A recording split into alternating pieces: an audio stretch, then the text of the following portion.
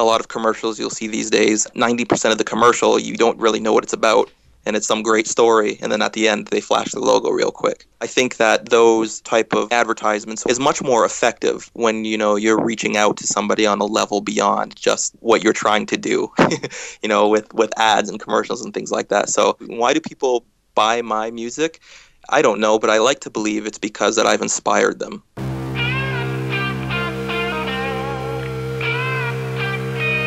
From Toronto, PHANTA Media presents the Not So Corporate Podcast. Hello, Roland, what are you laughing about? Hello, this is Mark Drager, and I'm the host of the Not So Corporate Podcast. In the studio with us today is Roland Echeverria. Aloha. Aloha. And Leah Earl. Hi. Hi, how you doing? Good, how are you? I'm great. I'm super excited. We have a very special episode. We actually have a special episode. We have a very special episode. This week we have... So special. Did you just write that, or are we going to have to license that? Is that a real song? I can give it to you for free right now. We have a really accomplished musician, Roland. We have Tim McMorris. Coming on the podcast. Tim, if you're not familiar with the name, you're probably familiar with the music. Tim McMorris is a professional musician, and he's someone who's quite big on an Audio Jungle. So let's really back up now. So Audio Jungle is a stock music site that allows producers to license music. Tim McMorris is a musician who puts his music there, and you may know the song "It's a Beautiful Day," which sounds like this. And it's a beautiful day.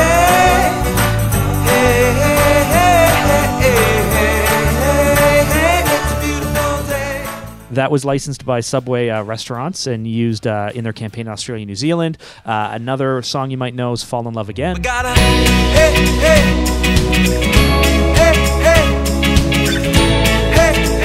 in love again. And that was used by Toyota in Japan, and then he was saying became a worldwide campaign for Toyota, which is pretty cool. Or his biggest hit, right, is Overwhelmed. And I am overwhelmed by you. And that was used for a Sam Adams campaign in the States. And then again, I think when he said it went onto his record. Weddings. Lots of weddings. Anyway, we had a conversation with Tim, which will be coming up in a minute. And just in case you want a more kind of concrete bio about what he does, as video producers, we all know that we need to license music. And often, I mean, personally, I never really thought about the people who make the music. I just assumed it was always like some Russian with a computer or something working late at night, beepity-boopiting stuff up. But, today with the way that stock music sounds, a lot of it is like real musicians on real instruments, doing real recordings. So putting real heart into it. Real heart. Like Tim does. Like Heart real fire. Do we have to buy that off you too, Roland? What would we do without Roland's contribution to this? Roland, you're killing it. Fire of the heart. I feel like your production value and the time you spend on it isn't quite as high as what Tim does, but it's close. Anyway, okay, coming up next, we're going to have a conversation with Tim McMorris. So as I mentioned, Tim McMorris is on the podcast with us, and as I mentioned in my opening, he's an independent producer and composer and singer-songwriter, and I think that anyone who has spent time in our industry, in video, if you don't know his name, you definitely know his voice, you definitely know his music, because it has been everywhere for the last number of years, and even to the point where, sometimes I catch myself, when I had cable, I would be watching TV, and I would hear, a song on, like, a car commercial, for example, or things like that. And I'm pretty sure that was you, Tim. Am I right? That was probably me. So, you know what? I'm gonna jump right into it, Tim, if I can, because you are someone who has become like a superstar when it comes to Envato and the Audio Jungle world, with song after song of just being really popular, really catchy things that people want to use within their work. How is it you found yourself in that position? Right. Well, firstly, thanks for having me here. It's been quite an incredible journey, actually. It's been really remarkable and amazing. Basically, I never really planned to get into stock music. That was never something really on the radar of my musical career, and it's something that I kind of just fell into a little bit. And basically, what was going on at the time is that I was pushing myself as an independent musician. I was performing locally in Windsor, Ontario, which I was living at the time. And, things weren't going so well. Music is a incredibly tough business, and any, indie musician artist will tell you that for sure. And my wife and I decided to move closer to Toronto just to try and make some more connections and contacts. And at that point, we were actually running a small web design company called Uvision Web. And so I came across Envato originally as I was using their website Flashden at the time for Flash resources. And I kind of popped over to the audio side. And, I was kind of listening through some of the work, and I was thinking to myself, while listening to this music, I could do this. And that was kind of my introduction to it all. Eventually, I signed up for an account back in 2009, I believe, but I didn't actually upload my first track until 2010. So that was kind of my discovery of stock music. Did you write music previous to writing stock, right? You wrote your own personal music? Yeah, absolutely. I've been writing music for a very long time, since I was in high school. So, 13 years old is when I started probably writing music. And really the objective was to kind of pursue the artist-driven side of things for most of my life. So by the time I hit Audio Jungle, I'd been composing for years. The difference was this is a market that oftentimes required songs with full instrumentation.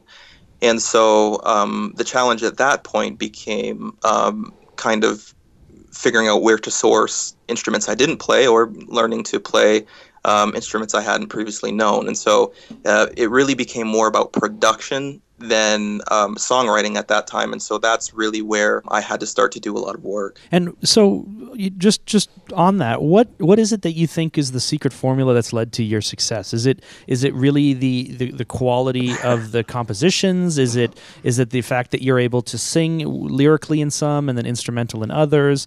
Is it the production value that you bring to it, or the fact that were you a happy clappy acoustic ukulele kind of guy and the market found you, or did you chase it?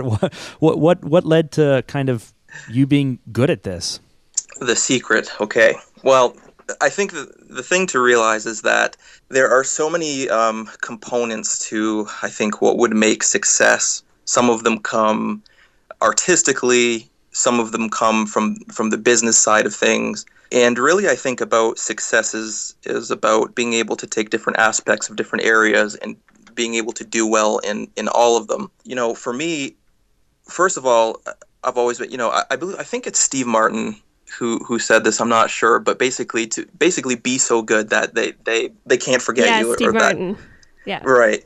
And that's kind of the philosophy that, anything that I try to do, I endeavor to do it to the best of my ability. And whether that is, music in general or production stock music, when I first went down that road, I wanted to become exceptional and excellent at it, whether that was the business side of things, whether that was production values, even understanding what the client is looking for. That's a huge part of it. I think a mistake that a lot of people kind of jump into this particular area, talking about stock music, is that they kind of just release whatever they feel like it. But we have to remember that ultimately this is about an end user, and they're going to have specific and particular needs. And I think if I was to attribute it to any one thing, I've had a lot of help along the way from people as well. But I think it's been recognizing that stock music doesn't have to be poor music, doesn't have to have poor quality or poor production values. And I kind of had this light go off in my head that said, let's just release the very best material that I possibly can, and let's see if this can find its way into projects. And I think that's what has made it so successful, is that people listen to a lot of these songs, they're commercially viable, and it feels like, it could just be off of an album. And I think that content producers have kind of fallen in love with that. that they don't have to any longer have generic music, that they can have, cutting edge a lot of times. And, finally, I think you alluded to the point is that, a lot of the music is positive music. It is upbeat, and those elements have been shaped by the industry. I am a very positive person. I like to believe, but I don't think that positive. And so for a lot of the applications where my music is being used, it is for advertising purposes or things of that nature. And so for the niche that I've carved out, at least, having slow movements or nostalgic music, a lot would not be to my benefit. And so, I think the final piece to that is really understanding, who's using my music and kind of catering to that. Is there something about the fact that, you do consistently put out great music, but being a leader within kind of the Audio Jungle ecosystem, just the nature of being a leader means you're always kind of at the top of the charts and it makes things easier as you go along? Or do you carry a weight of having to maintain a certain standard and you feel like maybe you could have used up all your good ideas previously had you maintained to that? Does being the leader or a leader help you, or is that something that starts to weigh you down? I think it can both help and hurt in a way. I think the important thing is that when I first, for a good amount of time there, I was the number one seller on Audio Jungle. I think I've slipped back to number two.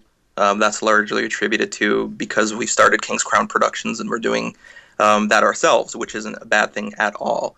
But I think, when you're at the top, yes, people are going to come and they kind of start to assume almost that anything that you will kind of release will be excellent. But that's not the case. You really do have to work hard.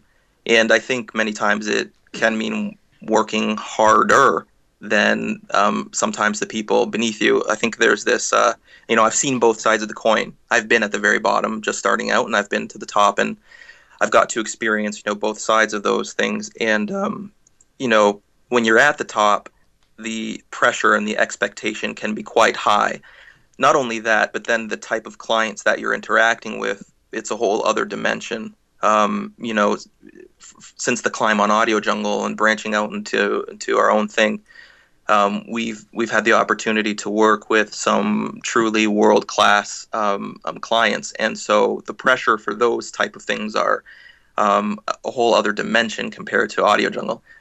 Some of the attractiveness of that in stock music in general is that you can kind of write within a margin what you feel like on a particular day, and you put it up, and people, if they want it, they buy it, and if they don't like it, they don't buy it, and there's kind of a freedom there. My own personal philosophy is that I'm always trying to outdo myself.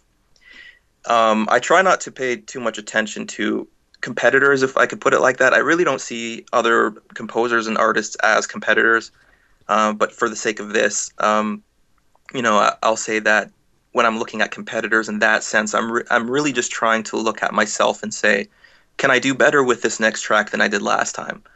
For every 10 songs that I write, I probably release one of them. And that's why if you go to my portfolio there or, anywhere else, you'll see that I actually have relatively, 50, 60 tracks available, where as other composers, producers can have hundreds or multiple hundreds of tracks. That's cool. So can I ask you, what inspires you to write music and motivates you to keep working on this type of music? Music is my life.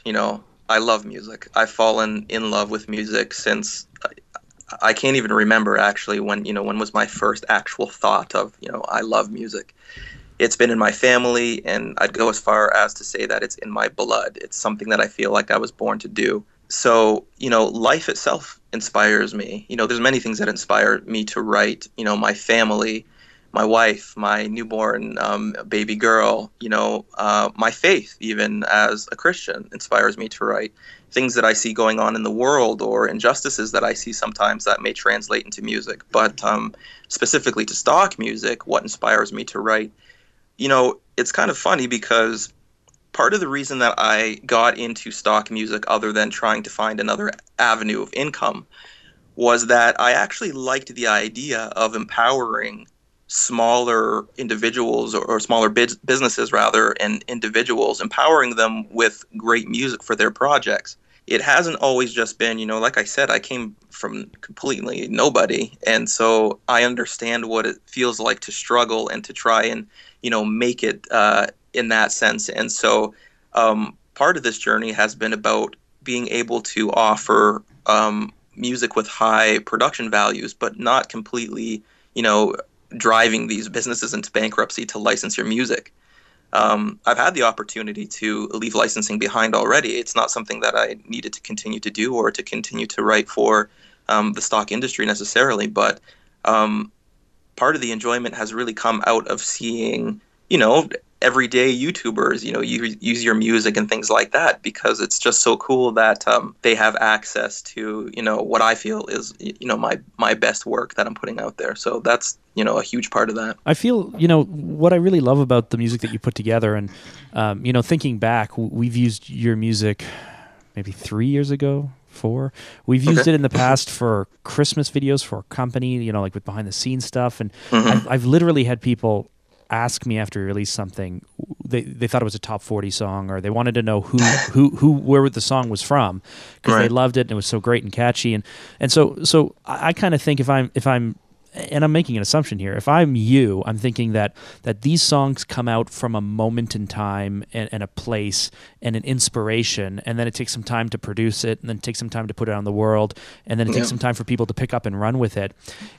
What do you think of this thing that's very personal? Once you set it free, it's for every other person to take and then interpret and do what they will with. How do you kind of let that go? Is that something that's a challenge to you, or is there something that makes you really happy just giving other people your stuff? Yeah, it is a very personal thing. I think I've become a little bit more desensitized to it, a little bit more used to it, but there have been many moments where if one particular song that I was licensing at one point and right now is in transition, but was overwhelmed, to this point is probably the most, famous of my songs.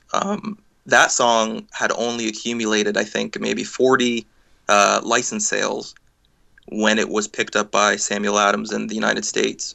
Ended up, going to radio, and it peaked at number 2 on iTunes for singer-songwriter back in 2012, I believe it was. So I'm going on iTunes charts and I'm looking at Ed Sheeran, and there's myself just underneath, and I'm going, what just happened? This is, amazing.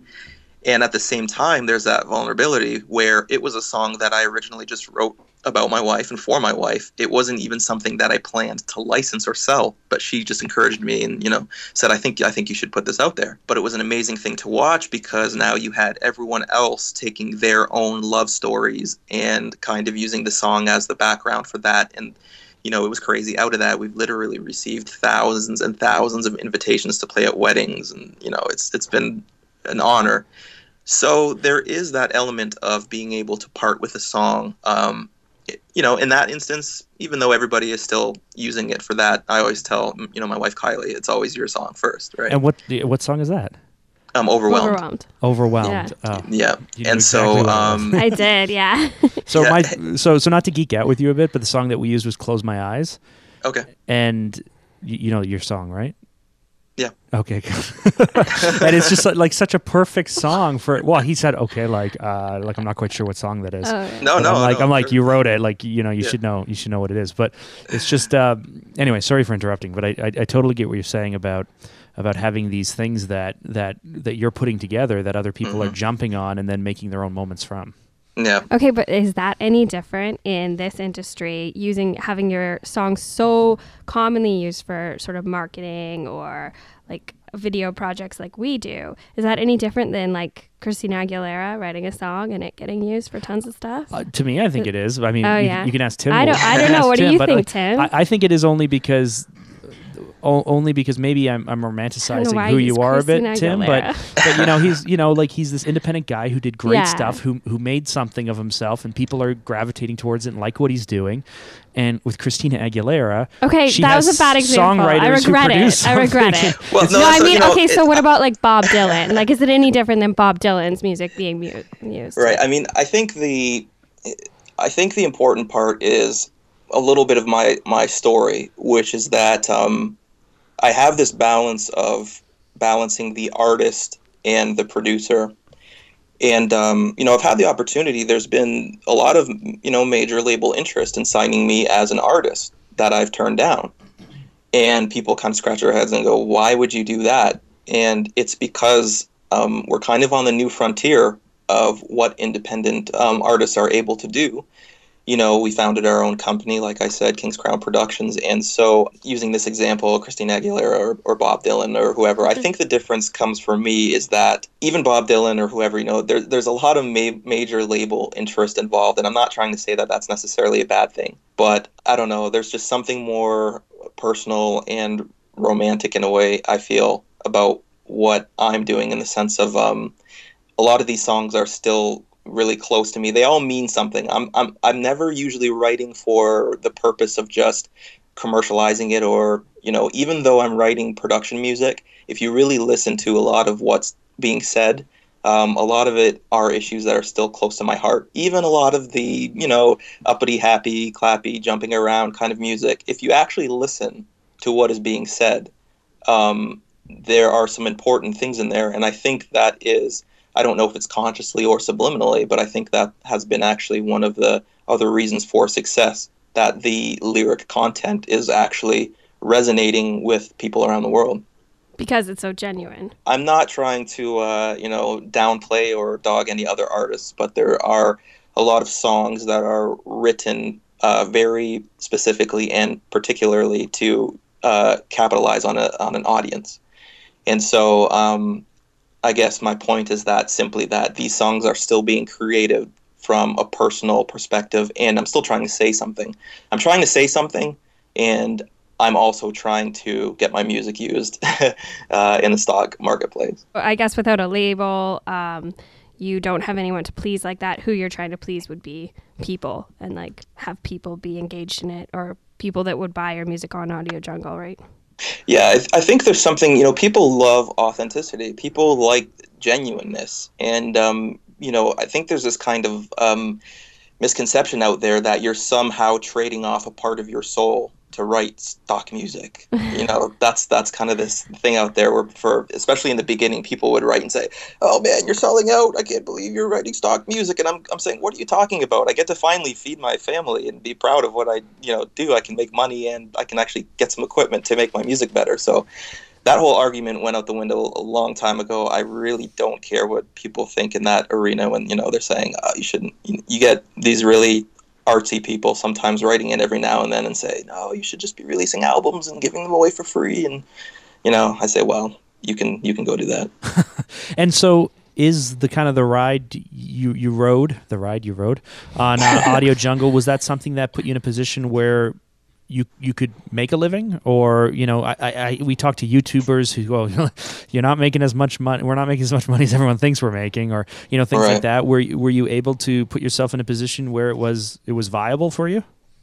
Yeah, absolutely. And my case is kind of the exception. I'm really blessed to be in the position that I am. Audio Jungle, without a doubt, was the success that I've had has hinged on that. It's now moved beyond that.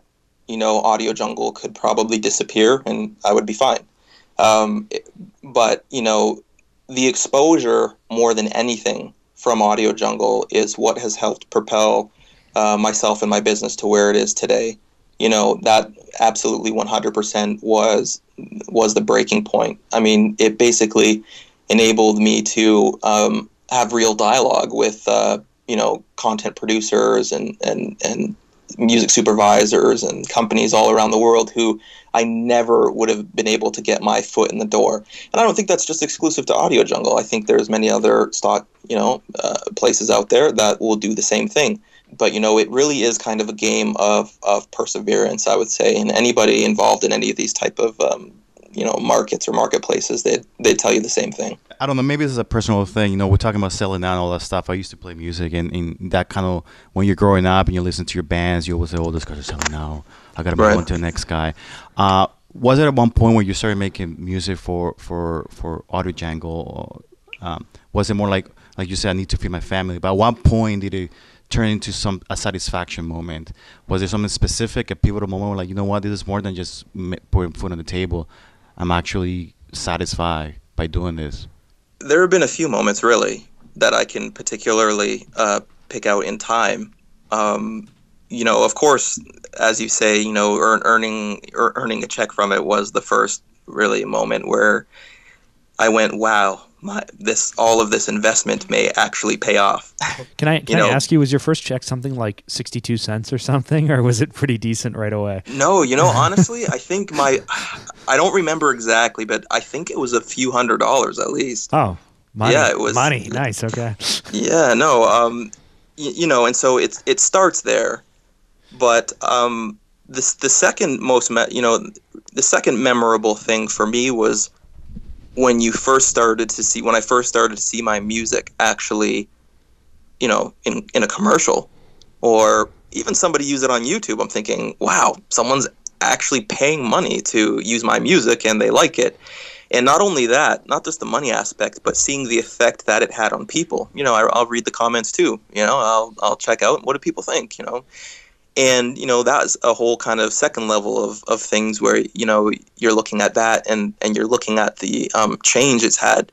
But to even push it further, something that I never would have expected out of the stock music industry was I've had literally, I think, 4 people now who have written in, and this is for real, who saw a song on a commercial, heard the message of the song in the commercial, looked it up, and have said that they were going to kill themselves, but they heard a song that says, let's give it one more try, let's keep going, let's, some of these themes, and said, because I heard this song today, I decided to come and to write you and to say, I'm going to give it another chance.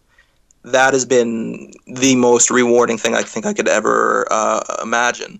And so to know that even through this market, that music's having that much of an impact on people's lives, it makes me kind of go, wow, and I'm super grateful and forever changed because of that.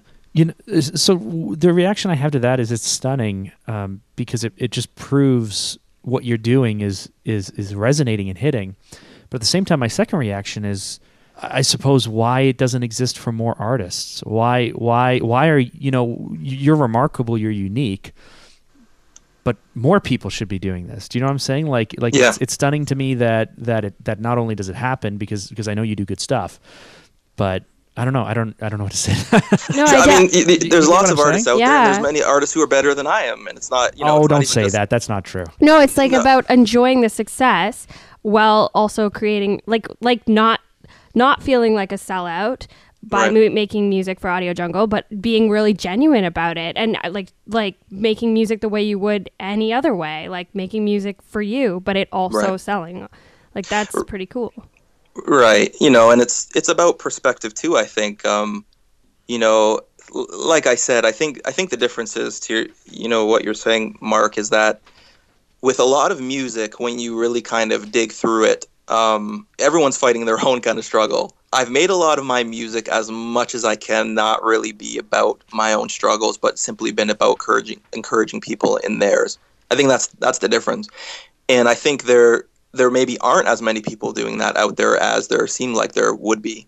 When I'm even looking for artists, I can maybe make a track here or there and kind of piece together a playlist. But I think that's been, the major difference. I'm not saying there isn't anyone out there doing the same thing. Of course there are. But I think the results are simply because of that reality right there. And so you said earlier on that, 1 of 10 might make the cut in your mind. Yeah.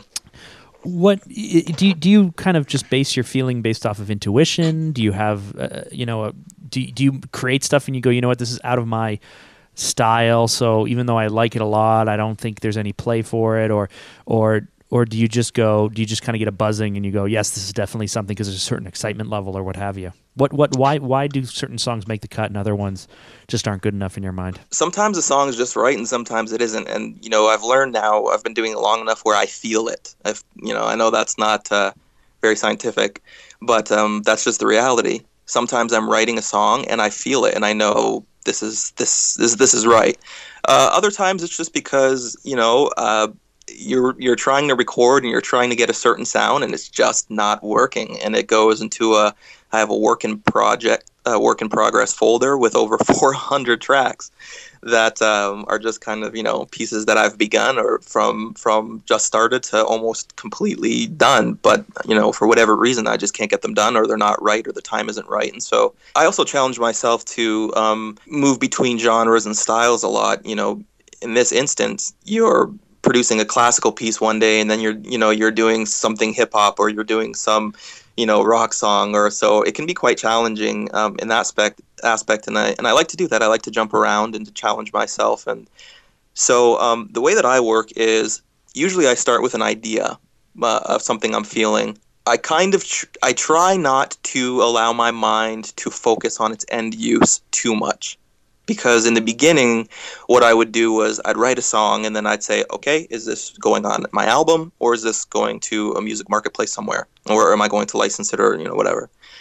And so as we've progressed through things, I try to just write a song, and then afterwards say, is this something that would fit the market? It's a hard balance, because you better believe I always have that thing poking in the back of my mind going, don't use that chord progression, because that's not going to sell, and so you have to fight that too. And sometimes you have to listen to it, because part of my problem before was that some of my music, if you were to listen to it early on, it's not exactly radio friendly material necessarily, which isn't bad, but at the same time, like I said, exposure is critical, and that's why you have so many great artists, composers, producers out there. Nobody knows their name, because the business side of them hasn't really been developed. There had to come that point where I said, look, if nobody knows who I am, this doesn't matter. So, I had to make some changes to at least get some exposure. And then now I have the freedom to go back, and if I want to do something more experimental or crazy, I can do that. So what are some of the things, maybe there isn't anything, but I was thinking in particular about making tracks and then saying, oh, if I take the vocals out of this would be awesome for corporate use, so I'll do that and make it available. But what are some of the things like that you do to your tracks after they're complete, they're awesome, but that help them sell? Well, I think the very opposite of what you alluded to, in the fact that I actually take an instrumental and go, let me add some vocals to that. Oh, yeah. Because that's been the thing. Especially, if you listen to a lot of the music, it has pretty quick vocals. Mm-hmm. And I have some more music coming out very soon that follows along that same aspect, where there's a lot of vocal interaction happening, but it's clear and understandable. It's really difficult to pull that off in a recording, to make intelligible vocals that are quick and that are kind of cutty and but they're actually audible and they're clean. And so for me personally, that's actually been the drawing pin, I think, for a lot of the music, where I'll take an instrumental, I'll actually add vocals to it, and then as a side benefit, oftentimes people will say, oh, okay, well, we need the instrumental as well. But surprisingly, sometimes I don't even offer the instrumental, and it's still selling anyway. Often we try to hone in on some tips and tricks for producers and for filmmakers and editors to work on. Right. And normally we would be producer to producer, editor to editor type tips. Normally in your position, we would say, well, what tips would you have for people who want to get in the position you're in? But I'd be interested to find out, do you have any thoughts or tips for people who are licensing your music? Like listen, proper use versus improper use, because I imagine you see it, and from a totally different perspective than someone like myself would see it, where we're looking for, does it have the right feeling and the right pace, and can you chop it up and edit it down, or this or that? Do you have tips or tricks for people like us? The advice that I would have for content producers and people of that nature, or people licensing my work, is the same kind of philosophy that I use, in that, when possible, if you can inspire your audience with, the right music, that you will have won their undivided attention for the entire project. The right music, the right content. Ultimately, people are drawn towards something when they make an emotional connection with it. And whether it is just a really cool, video montage that you want people to be engaged with, or if it's if you're selling something, or, in most applications, if you pay attention to something that is going to connect with your end user, that is going to be much more effective than even just a catchy song with all the, right images. And I think a lot of companies have obviously caught on to that. a lot of commercials you'll see these days, 90% of the commercial, you don't really know what it's about, and it's some great story, and then at the end, they flash the logo real quick. I think that those type of advertisements or media in general is much more effective when, you're reaching out to somebody on a level beyond just, they know what you're trying to do, with ads and commercials and things like that. So that's the main advice. It's the same advice that I try to do. Why do people buy my music? I don't know, but I like to believe it's because that I've inspired them. As you're kind of putting out tracks, or maybe you're going back in time and repurposing stuff for stock or licensing, are you in the point where you're able to know how something's going to play and do, or is every single release a bit of a crapshoot, a bit of a surprise to you? Yeah, there's always surprises. Sometimes some of my songs that I've worked the hardest on have sold the least. Other times, something that I've just thrown up there. I mean, perfect example, I have one song called It's a Beautiful Day, which is, quite popular, especially in Russia. It was used in a major film over in Russia. And so I recorded that song in one day. I wrote it on the spot and recorded it as I did it. And it was, it's funny to me because I did it so quickly. I really didn't think about it. And it ended up going through the mixing and mastering process in one other day maybe. And I kind of just flung it out there carelessly. And then it just took off, which I've tried to learn from that. Sometimes you overthink things. Sometimes you everything's under the microscope too much. And so looking back, I mean, you can kind of gauge how a track will do somewhat. Once you have momentum, and I have momentum now, I can know pretty well that it's going to do well. But how well it does, well, you can't really predict that. There was one particular song that was used in a video on YouTube that went viral, and it had 14 million views. Well, that in turn ended up bringing back tons of customers to come get the song.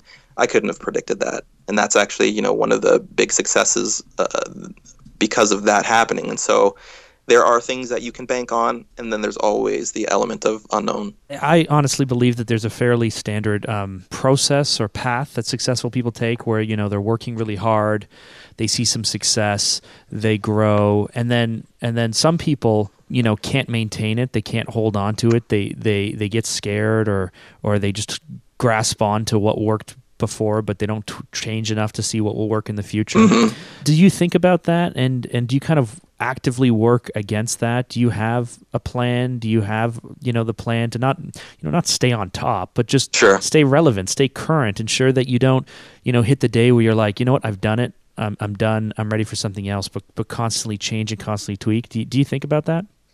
Absolutely. You have to be very flexible and adaptable to continue to succeed.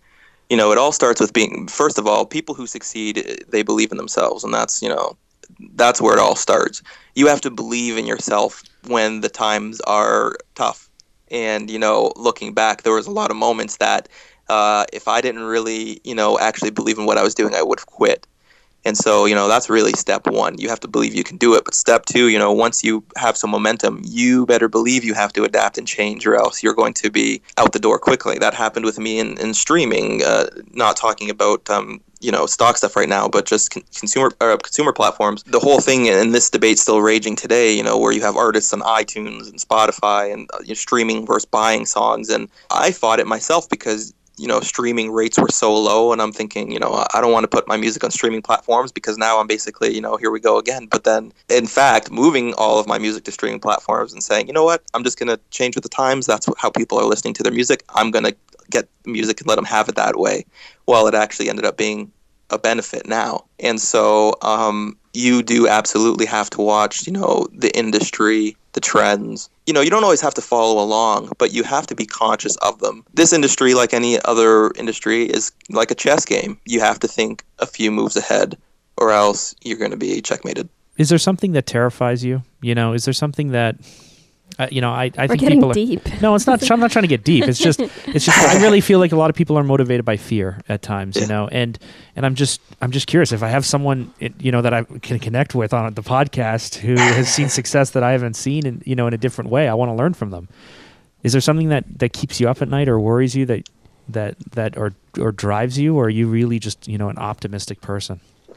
Well, Feel free to get as deep as you want. I'm fine with that. Thank you. See, he's fine with it, Leah. The honest answer for myself, and I can only answer, for myself, is that at the end of the day, I think about the legacy that will exceed my life expectancy. And I think, is what I'm doing today going to outlast my life and continue to positively affect the world? And if it isn't, I put that thing aside. That's the truth. When I, whether it's, music or anything else, that's kind of what I'm doing. My fear is that I've lived a life that, you disappear and it's like, what did you do? I believe that success in life is not just measured by what you do when you're here, but how your life continues to positively affect lives even after you're gone. And so if there's anything that keeps me up at night, it's that right there. Do you ever have self-doubt? Because I feel like, being optimistic and believing in yourself is very important. But sometimes doubt yourself so much that makes you keep thinking and push harder and try to outdo yourself. It's part of the mix. Do you experience that as well? I think there's self-doubt, in anyone's life. But I think the important thing is to surround yourself with people who can, who you trust. Here's an example of what I'm trying to say. There's a lot of musicians who shouldn't be pursuing music because maybe they don't have the natural ability to do so, but they think they're amazing. And in music, there is an element of learning music, but there is also the element of being naturally gifted at something. I don't know why. That's just, that's how it is.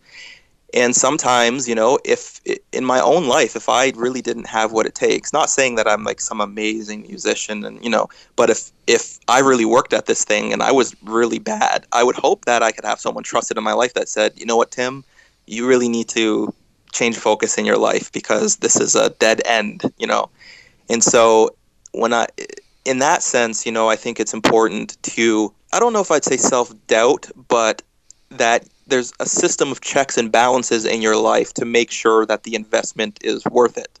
And so, yes, I do that all the time where I say, is this, I did it with even stock music where I said, I don't know if I can really do this. I think I can do this. I'm looking at the people doing it and I'm like, but can I actually do that? And if I give 5 years of my life to trying to climb this totem pole, is this really going to be worth it? And that's when I defer to my wife and trusted friends and people around me. And I say, look, give me your honest assessment. Looking at my life and me, do you think that, this is something that, now I'm not asking for them to be a fortune teller and predict my future, but, do you think this is in me to do this, And they'll give me a yes or no. And I tell those people in my life, I say, be brutally honest because, I don't want to waste my own time either, right? I don't know if you're newly married or not, but how much grace did your wife extend to you to allow you to pursue this?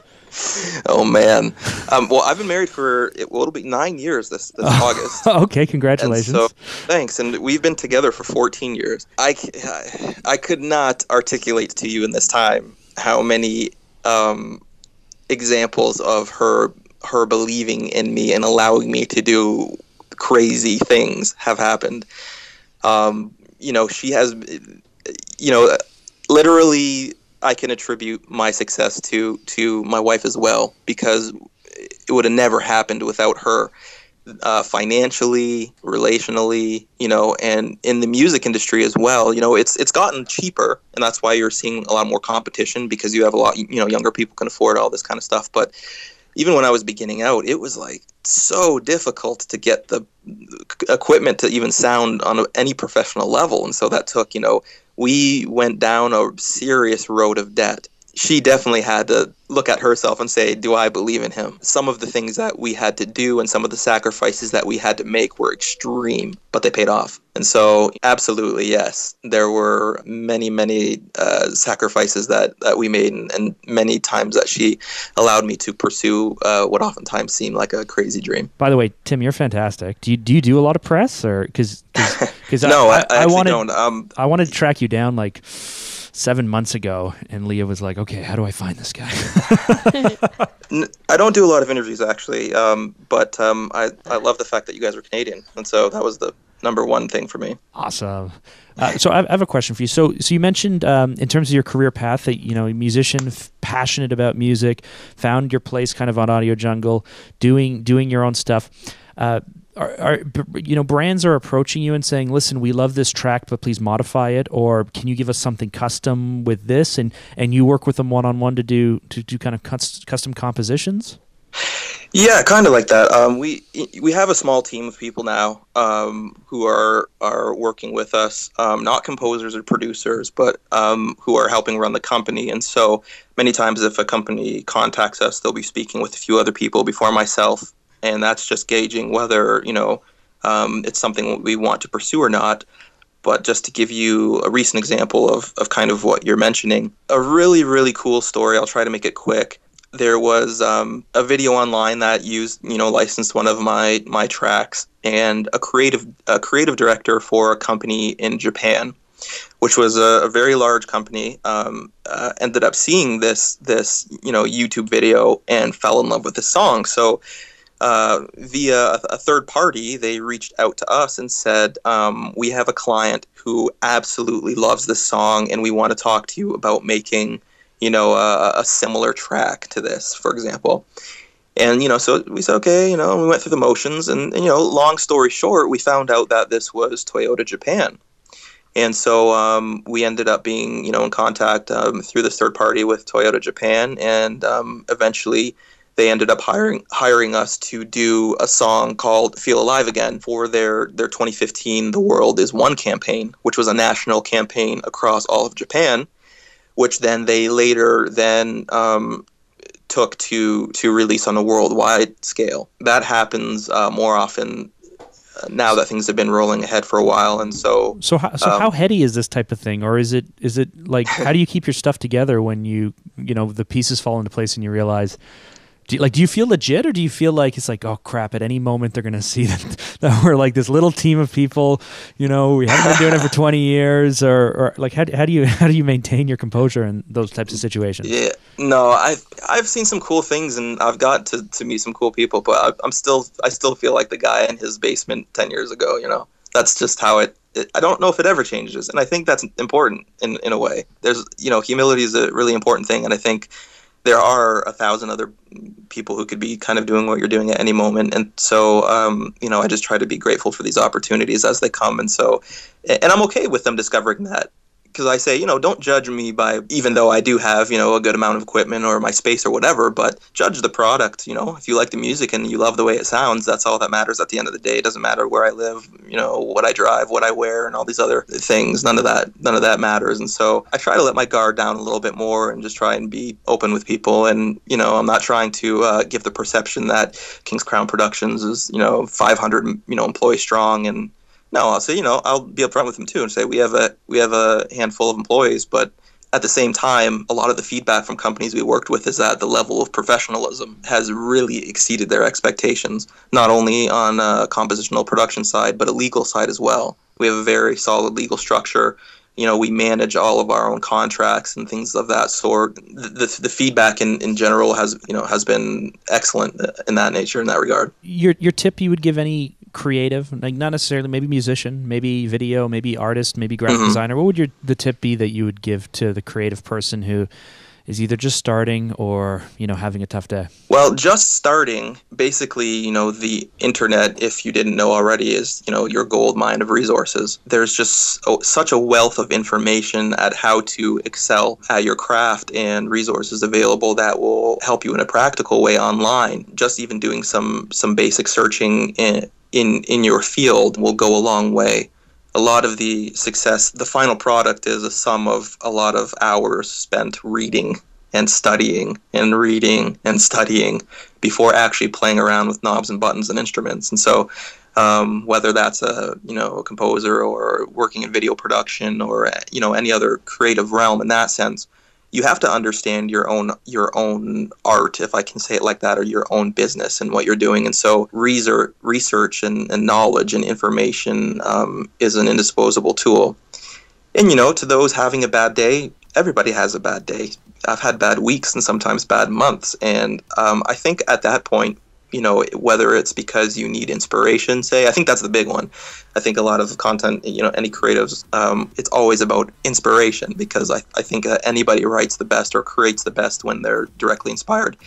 There are things, that you can do to regain that gusto, the wind. And I think number one is by taking a break sometimes, and by just backing off whatever it is you do. For me particularly, I'll shut down my computer, I'll shut down the studio, I'll put away the instruments, and I'll go play outside with my wife and my daughter, and we'll go and we'll, whatever.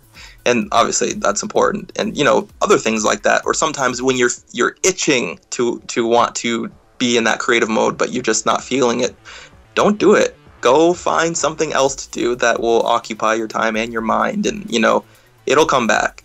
Yeah, if you're under a deadline, that's a whole other it's a whole other story. But that'd be my advice for those two people.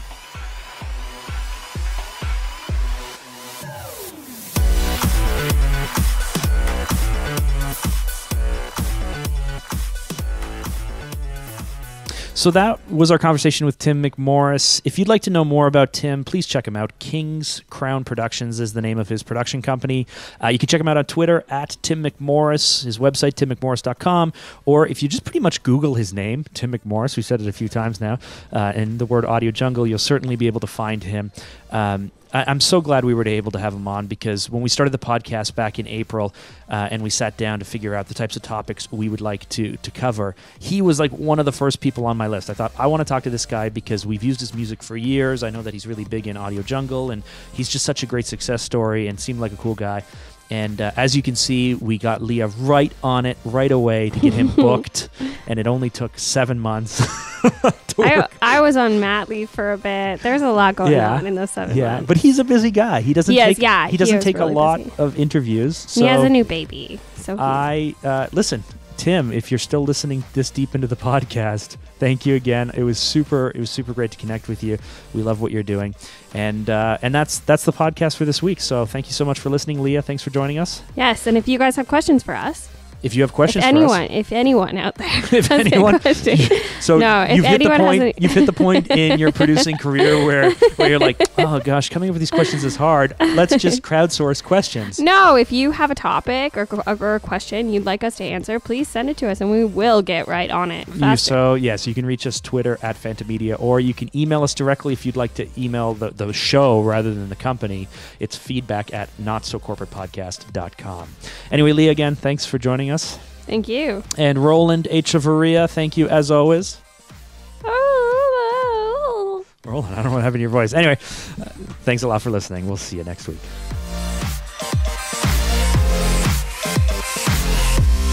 He talks over you during it. Like he's the reason. That's the end of the podcast there.